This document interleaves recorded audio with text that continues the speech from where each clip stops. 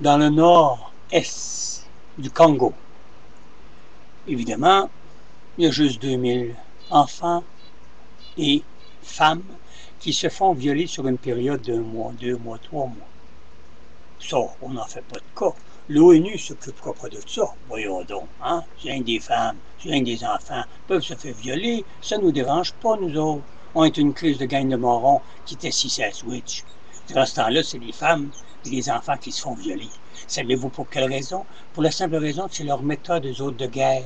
Alors, c'est des troupes, des paysans, puis qui se battent, mais au lieu de se battre au fusil comme on irait avec des chars d'assaut, ben eux autres, m'a violé ta femme, tu veux pas me donner ci, tu veux pas me donner ça, tu veux pas, m'a violé ta famille, tu veux pas me donner ci, tu veux pas me donner ça, m'a tout prendre, violé tes enfants. Et ça dure sur des périodes d'1 mois, 2 mois.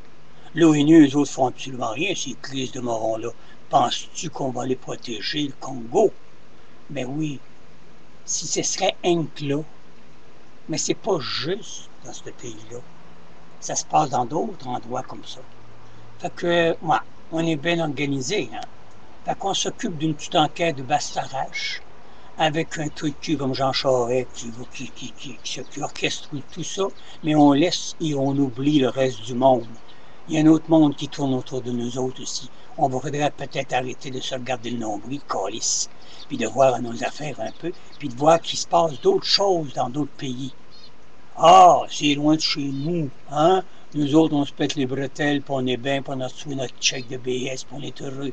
L'autre, c'est ben moi, j'ai reçu mon chèque de pension, plus 52 autres chèques, tu comprends? D'autres pensions, moi, tu comprends? Je veux dire, j'ai eu une job tablette au gouvernement, moi, là, à rien faire, puis j'ai reçu ma pension, j'attendais juste après ça. Ça reçoit leur rente, ça reçoit la TVQ, ça reçoit la TPS, ils sont gradués. Pensez-vous qu'ils vont aller s'occuper de voir ce que... Mais les dirigeants qu'on paye une fortune, l'ONU supposément, là, puis la loi là, sur des droits des personnes, qu'est-ce qu'on en fait? Ça, c'est à peu près comme le journal Le Frontenac. Ça, c'est un journal à Montréal, un minable journal avec un minable journaliste, un barbu, un gros sale, qui, évidemment, ce matin faisait une rubrique et qui, là, qualifiait Bellemare que c'était qu'un esprit de vengeance parce qu'il avait tourné alentour de tous ces escrocs-là lorsqu'il a voulu faire sa campagne pour devenir, évidemment, député. Et devenir, après ça, graduellement, après ça, on devient ministre, etc. Alors, quand au tout début, il voulait rentrer en politique, mais ça, c'est des oui-dire, c'est encore des magouilles, c'est encore des points pour essayer de ternir la réputation, évidemment, de Mac Bellemare. Alors, petit journaliste à la con, si tu m'entends, et je sais que je t'entends, et je n'aimerais pas ton nom, ça te ferait de la publicité pour rien. Mais un gros sale avec une grosse barbe, au Frontenac, journal, il n'y en a pas 52. Hein? C'est des rejetés du Journal de Montréal qui ont été là au Frontenac, qui ont décidé d'ouvrir ce journal. Journal médiocre en passant. Alors évidemment, lui va s'empresser de salir. Je ne sais pas parce que je suis plus Bellemare ou Jean Charest ou quoi que ce soit, mais si vous vous souvenez quand Bellemare a eu des démêlés avec sa fille, qui était danseuse, avez-vous remarqué qu'est-ce que la danseuse a dit?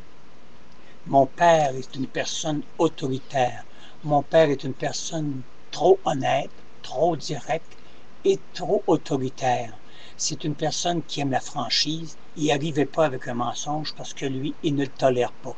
Et sa fille était écœurée d'une attitude pareille. Ben oui, hein, de se faire mener. Tu sais, elle voulait aller danser, se montrer le cul. Lui, il voulait pas. Ah, il a été pareil. Vous avez vu l'emmerdement qu'elle a eu et l'emmerdement qu'elle a causé à son père. Mais avez-vous marqué comme il marchait droit? À peu près comme mon monsieur Lafleur, hein? Il a marché droit pour son fils. Il a tout fait pour sortir son fils du merdier. Ben, on n'a rien à lui reprocher parce que c'est un père. Et Bellemare agit de la même façon avec ses enfants et qui agit avec ses amis. Il faut le connaître intimement pour savoir, puis je suis bien placé pour le savoir, que si c'est une personne qui aime l'honnêteté, qui aime à dire ce qu'il a à dire, puis jouer lui pas dans les pattes. Alors si vous arrivez, puis vous avez commis un meurtre, puis que vous arrivez, puis vous lui contez des romances, laissez-moi vous dire qu'il ne vous aidera pas à votre cause. Parce qu'il va vous dire, c'est ça, c'est ça, c'est ça. Point. Je me retire du dossier. Tu n'as pas voulu me dire la vérité, mais out. Alors, c'est pour la raison que si le seul Québécois qui a eu du guts et qui n'a pas eu peur de se mettre dans un merdier, c'est bien Marc Bellemare. En feriez-vous autant, vous autres, les crapules?